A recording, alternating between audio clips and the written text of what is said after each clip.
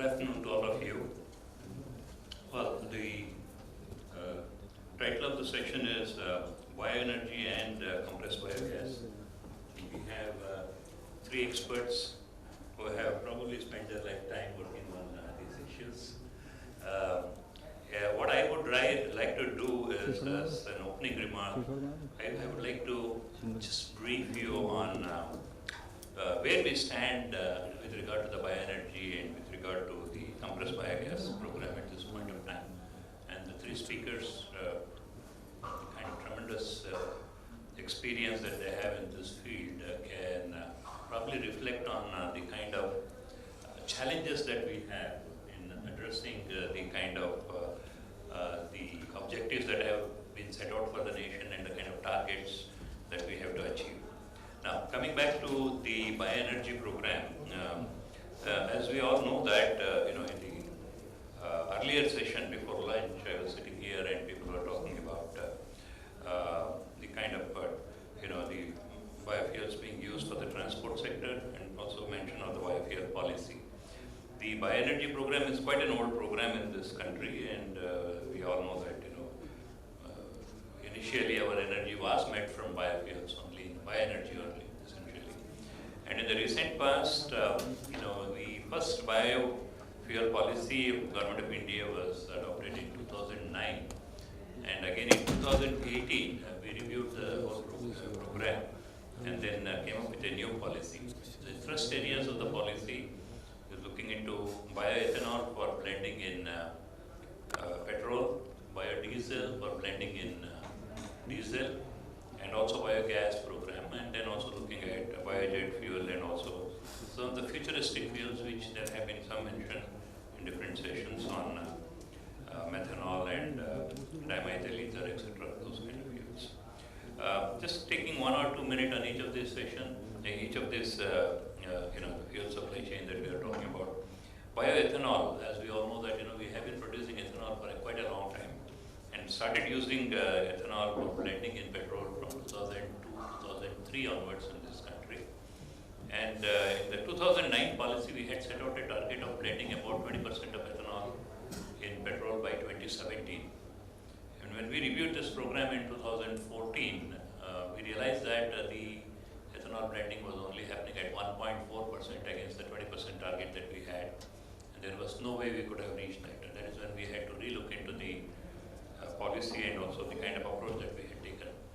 Today, some of the interventions that we have made in the last 4 or 5 years, the blending percentage has gone up to about 5.8% last year in 2019. And we have a new target to achieve 10% blending by 2022 and 20% by 2030. And we are quite well on the target. One of the things that we have done in this area is really looking at the feedstock. Earlier, the entire ethanol program was only based on molasses. Now, apart from expanding the feedstock base, like looking at other multiple feedstock, all the ethanol was produced from C molasses. Now we are also looking at B molasses, and in sugar surplus, we are converting the sugarcane juice itself into ethanol. And being a predominantly an agrarian society, we produce so much of grains. Almost 14% of grains that we produce every year goes rotten, and we can't use it for any activity. Now we are really looking at can we divert that into kind of ethanol program. And all these things has really helped augmenting the ethanol supplies for our blending program. Apart from that, we are also looking at lignocellulosic conversion. A lot of agricultural residues can be converted. Petroleum has taken a decision to set up about 12 plants, commercial plants. 5 of them are being fast-tracked, and by middle of 2021, this 5 would have been commissioned. And each one will be producing some 100,000 liters per day of ethanol from agricultural residues. The biggest challenge here has been technologies which have been demonstrated at 10 tons, 12 tons, 15 tons per day needs to be demonstrated at 500 tons, 1,000 tons per day kind of a thing. And bringing down the capex and operating expenses so that it can compete with the first generation ethanol in the coming years. So there is a lot of policy level interventions that have been made to support this industry. And probably India is the first country which is also looking at the third generation ethanol now, converting a lot of tail end gases from refineries and steel mills into ethanol. First such plant is coming up in Panipat, where all the tail end gases from the Panipat refinery will be captured and converted into ethanol through a gas fermentation technology.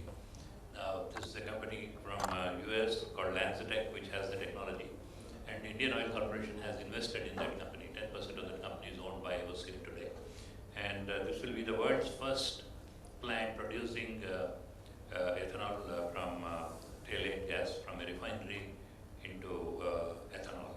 So that's the ethanol story, and I think various initiatives that we have taken would help bring down the cost considerably in the coming years.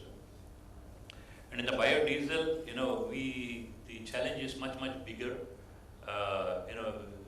As against the requirement of something like current consumption of about 25 million metric tons of petrol. Our diesel consumption is in the order of about 75 to 80 million metric tons. That's about 3 times more than petrol.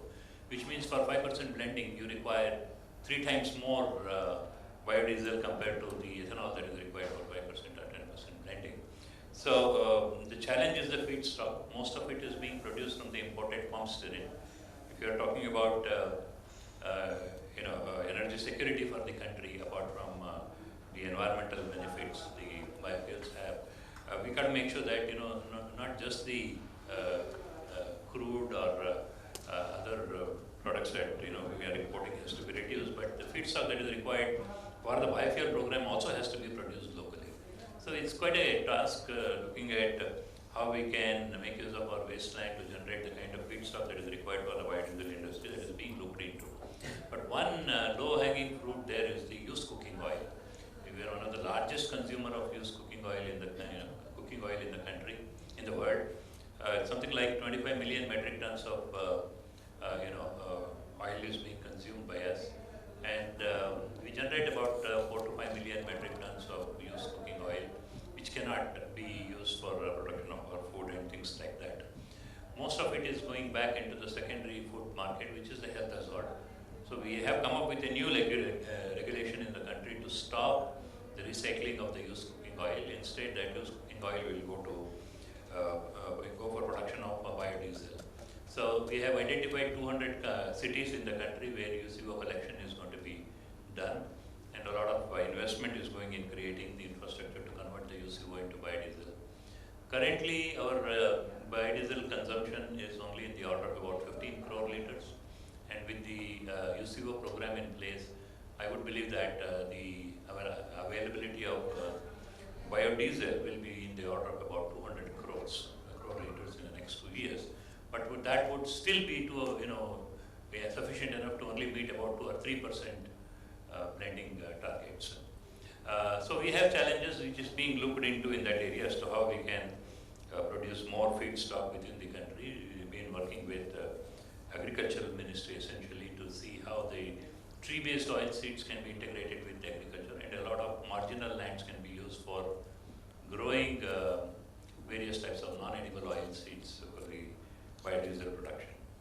Now, having said that, the focus of discussion today is going to be on compressed biogas. And when it comes to biogas, many of us may not know that we have been the pioneers when it comes to biogas. The first biogas plant in the world was set up way back in 1890s in the city of Mumbai. Yeah. So we knew the technology, we knew the gobar gas, gobar which can be converted into gas and which can be used. And a lot of research has happened in this country. And a tremendous amount of initiative has been taken by MNRA, and I'm sure Mr. Duswa and Shukla will be talking about it. Probably we put up something like 4.5 to 5 million biogas production units, small and medium sized ones, mainly looking at meeting some of the rural energy needs and some community based gas plants and things like that, but not really into making that into a commercial unit, commercially make it viable, and also use it for the transport application. Now, of late in the last 2 years, somebody mentioned about the SATAT program. It's called Sustainable Alternative to Affordable Transportation. It's a program that was launched on 1st of October 2018, where we are really looking at in producing 15 million metric tons of compressed biogas in the next 5 years by setting up 5,000 commercial plants making use of various different types of wasted resources. Now, if you really look at, when we are talking about bioethanol, biodiesel, we are talking about 5% blending, 10% blending, 20% blending. In case of compressed biogas, the potential is really huge. Currently, all sorts of gases that we have been consuming in the country, including the imported, is in the order of about 44 million metric tons. And out of that, about 20 million metric tons, 23 or 24 million metric tons is being imported into the country. Now, 20 million, I think, is imported into the country. The target that we have to produce compressed biogas in the next 5 years' time would replace 75% of the import. We are talking about 15 million metric tons. That is equivalent to almost about 35% of the total gas that is being consumed in the country, whether it is locally produced or imported into the country. So this this program could be the game changer when it really comes to biofuels. And it was, as I mentioned, it was launched on 1st October 2018. And all oil marketing companies, GAIL, IGL, all have been told that they have to enter into agreement with the biogas suppliers, and there has to be a 100% offtake guarantee. And the price has been fixed by Government of India for the compressed biogas at about 46 rupees plus 5% GST. And a floor price has been fixed for the next 10 years. So the price will not come below this 46 rupees in the next 10 years. There will be an increment that has been suggested year after year. So the kind of new policy and the kind of ecosystem has really attracted a lot of entrepreneurs to come into this field. Now, we are looking at multiple feedstock. There was a time when we were only looking at the cow dung as the feedstock. But today we have cow dung, and we also have a lot of agricultural residues which can go for fermentation. And then we have a lot of industrial waste, like you have bagas, press mud, spent wash, and then different types of animal waste and municipal solid waste, and also the sewage water. And for all different types of waste streams that we are talking about, we have technologies from within the country and also from outside the country which can straight away go for commercialization of this. In the last, I would say about 15 months of effort, the oil marketing companies, IGL and GAIL together, have signed, issued letter of intent to about 480 commercial plants in the country. And 2 of them have already started producing compressed biogas, and it is being sold through the retail outlet in the city of Pune as well as in Kolhapur, where the city in Pune, they have already sold in the last 3-4 months something like 300 metric tons of compressed biogas into the vehicles, and users have been extremely happy, basically because when you look at natural gas, the percentage of methane in the natural gas is around 87 to 89, 90%. Whereas in the compressed biogas, it's almost about 94, 95%. So they are getting more mileage for lesser price. This is priced, at about 3 or 4 rupees less than the CNG price. And they were extremely happy about the whole thing. And even in Kolhapur, in Varna, almost about in the last couple of months, they have sold more than 50 tons of this compressed biogas dispensed into the vehicles. Now, in the new infrastructure, there will be a lot of retail outlets. Before end of March, we will have 38 more retail outlets in the country where we will be dispensing compressed biogas. And this 480, we expect by middle of next year, all of them would have been commissioned and it would be, delivering. Now, these first 480 plants, their capacity would deliver something like 1 million metric tons of compressed biogas, as against our target of about 15 million metric tons, which is very significant in the fact that in a matter of about 12 to 14 months, we have been able to achieve this. And there is nothing looking back on this. As far as the technologies are concerned, we have the technologies. Again, depending on the kind of feedstock, a little bit of fine-tuning of the technology may be required. But there are quite a few other challenges, like financing this sector. When we are talking about 5,000 commercial plants, we are talking about something like 1.75 lakh crore kind of investment going into the capital investment alone. There's a huge amount of money. At this point of time, our financial institutions are not really positioned to support the bioenergy. They still see the bioenergy program with a lot of suspicion, and they think that it is still not viable. There may not be markets, etc., and they are not, fully aware of the technological advances that we have made in this sector. So we have those kind of challenges. And when, while production of CBG is quite okay, when you're talking about the marketing infrastructure to be created, all the retail outlets, one of the major problems that we have found in the last year is getting the compressors and the kind of gas analyzers that are really required for us to deploy in the market. So we have those kind of challenges. As we go, probably there will be more and more new challenges.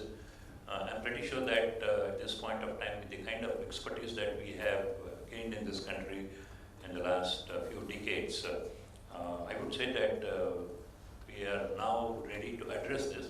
And the government of India is very keen on a gas-based economy, wherein we are talking about, as we know that of all the types of liquid and gaseous fuels that we have been consuming, the least polluting fuel is the gaseous fuel, whether it is CNG or whatever.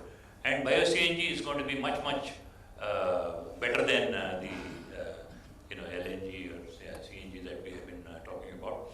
So keeping that in mind, we believe that the compressed biogas would play a major role in the coming years. And I should not forget about the vehicle manufacturers. We heard Tata Motors in the morning. So there are many other vehicle manufacturers, starting from two-wheelers, going all the way to huge trucks.